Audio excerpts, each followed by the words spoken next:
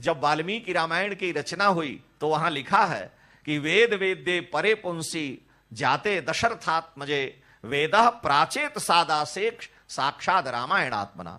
जब वेद पुरुष साक्षात श्री राम रूप में अवतार लेकर के आए तो वेद भगवान वाल्मीकि के माध्यम से रामायण जी के रूप में आए। तो इसलिए श्री राम जी वेद वेद्य पुरुष हैं, वेद पुरुष हैं। और जब वेद भगवान साक्षात रामायण है तो वेद भगवान साक्षात महाभारत भी है।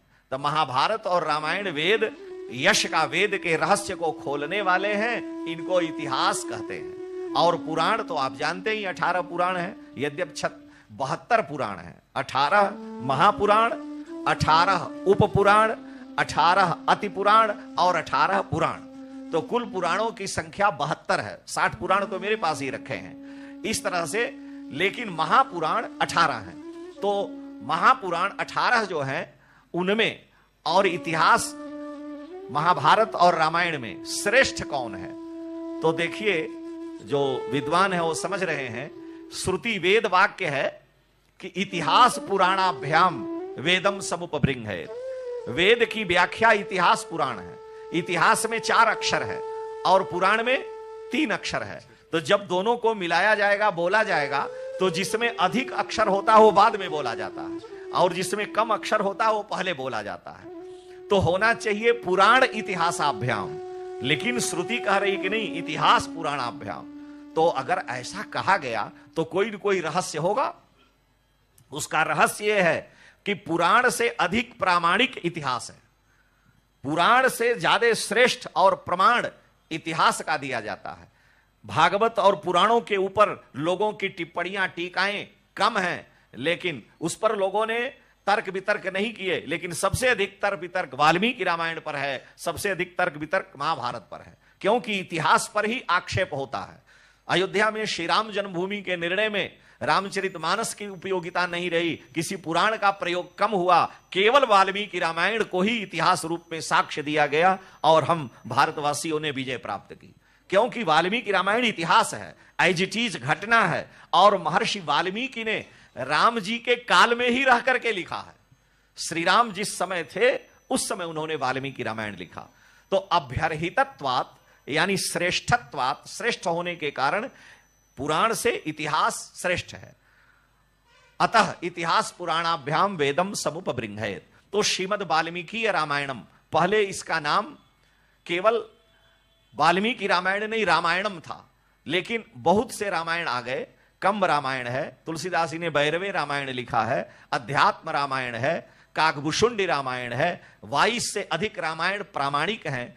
तो इन सभी की भिन्नता होने के कारण सबसे पहले उनका नाम दे दिया गया, तो यहां वाल्मीकि जी का नाम दिया गया। तुलसीदास जी ने यह नाम नहीं लिया है। तुलसीदास जी जब रामचरितमानस लिखने लगे तो उन्होंने एक शब्द कहा कि मुनिन प्रथम हरि कीरति गाई, तेहि मग चलत सुगम मोहि भाई। और वंदना में तुलसीदास जी ने लिखा रामचरितमानस के कि मैं 2 लोगों की वंदना करता हूं, जो दोनों जंगल में रहने वाले हैं, दोनों पहाड़ों पर वन में रहने वाले हैं। तो वन में विचरण करने वाले 2 ऋषियों, 2 लोगों को मैं प्रणाम करता हूं। और दोनों बड़े विज्ञानी हैं, दोनों बड़े ज्ञानी हैं, मैं उन दोनों को प्रणाम करता हूं। क्या कहते हैं, एक विज्ञानी भी जो है वो भी वन में रहते हैं, दूसरे विज्ञानी भी वन में रहते हैं, और वो कह रहे हैं कि वंदे विशुद्ध विज्ञानौ कवीश्वर कपीश्वरौ। एक कवीश्वर हैं, एक कपीश्वर हैं। सीताराम गुणग्राम, श्री सीताराम जी का गुण समूह यानी उनके चरित्र का वर्णन करने वाले 2 हैं। सीताराम गुणग्राम पुण्यारण्य बिहारिणौ। श्री सीताराम जी के पवित्र यश रूपी वन में विहार करने वाले 2 हैं, एक कवीश्वर हैं, एक कपीश्वर हैं। तो कवीश्वर वाल्मीकि जी हैं, कपीश्वर हनुमान जी हैं। वाल्मीकि जी भी वन में रहते हैं, हनुमान जी भी वन में रहते हैं, और हनुमान जी भी रामचरित गाते हैं और वाल्मीकि महर्षि भी गाते हैं। और उसी वाल्मीकि का आश्रय लेकर के महाभारत में व्यास जी ने भी रामचरित लिखा, भागवत जी में भी उन्होंने 2 अध्यायों में राम जी का चरित लिखा वाल्मीकि का आश्रय लेकर के। कालिदास ने कुष्ठ रोग से छुटकारा पाने के लिए वाल्मीकि का आश्रय लेकर के 19 सर्गों में रघुवंश महाकाव्य लिखा, जो विद्वान लोग जानते हैं। तो सबका मूल श्रीमद् वाल्मीकि रामायणम है। और वाल्मीकि रामायण का पहला श्लोक है ओम तपः स्वाध्याय निरतम तपस्वी वाग्विदाम्बरम नारदम परिपप्रच्छ वाल्मीकि मुनि पुंगवम। तप माने ज्ञान भी होता है। तप के कई अर्थ हैं। तप माने ज्ञान, और स्वाध्याय माने अध्ययन, वेदों का अध्ययन। स्वाध्याय माने स्वस्य अध्ययनम स्वाध्याय, अपने स्वरूप का जिसे ज्ञान हो, जो शास्त्र की परंपरा का पालन करे। और तप माने जो तपस्वी हो, ज्ञानी हो। तो तपः स्वाध्याय निरतम, नारद जी तप और स्वाध्याय में सदा भगवान का यश गाने वाले हैं। ऐसे श्री नारद जी महाराज का एक बार वाल्मीकि ऋषि के आश्रम में आगमन हुआ। महर्षि वाल्मीकि कैसे हैं? तपस्वी हैं। तो उन्होंने नारद जी के चरणों में प्रणाम करके जिज्ञासा की। यहां मंगलाचरण नहीं किया गया, ओम केवल उच्चारण करके मंगलाचरण हो गया। जैसे आप सभी श्री महाराज जी की आज्ञा से ओम बोलते हैं। अच्छा, ओम क्यों आप बोलते हैं ये बताइए? किसी को मालूम है? नहीं है, हम आपको सुना दे रहे हैं। होगा भी तो भी हम सुना दे रहे हैं। जब ब्रह्मा जी ने सबसे पहले मुख खोला, सृष्टि को बनाने वाले कौन है? ब्रह्मा। हमारे यहां बुद्धि के देवता हैं। कोई भी काम होगा तो बुद्धि से होगा। लोग कहते हैं इसको बुद्धि नहीं है, कुछ करने नहीं आता। यानी बुद्धि में व्यक्ति विचार करके ही कोई कार्य करता है। बुद्धि मन को प्रेरित करती है, मन इंद्रियों को, और इंद्रियां कार्य में लगती हैं। तो बुद्धि का देवता ब्रह्मा को कहा गया। और वो ब्रह्मा जब सबसे पहले भगवान की तपस्या करके ज्ञान पाए तो उन्होंने मुख खोला। तो जब ब्रह्मा सबसे पहले बोले तो उनकी वाणी से दो शब्द निकले, ओम और अथ। दो शब्द निकले। पहले ब्रह्मा जी की वाणी से ओम निकला, जो वेदों का प्रणव है, मूल है, और अथ शब्द निकला। तो ओम इसीलिए मंगलवाचक है। श्रुति भगवती कह रही है कि ओंकारश्चाथ शब्दश्च द्वावेतौ ब्रह्मणः पुरा। ब्रह्मणः माने ब्रह्मा जी के मुख से, पूरा माने पहले, ओंकारश्च अथ शब्दश्च द्वावेतौ, ये दोनों पहले निकले।